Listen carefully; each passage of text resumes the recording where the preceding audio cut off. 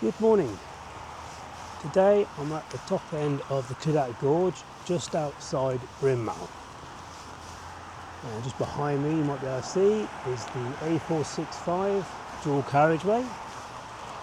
And today's plan is to head across the dual carriageway to a waterfall on the opposite side.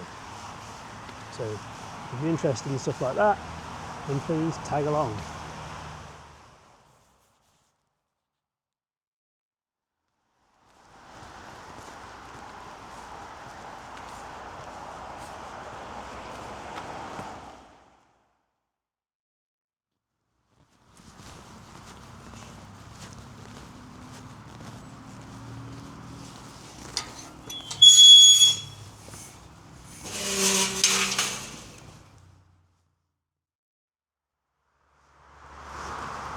Hello again, and so we're just heading down to the footbridge that'll take us across the dual carriageway to the opposite side, and then the waterfall is probably 100-150 yards back up the gorge.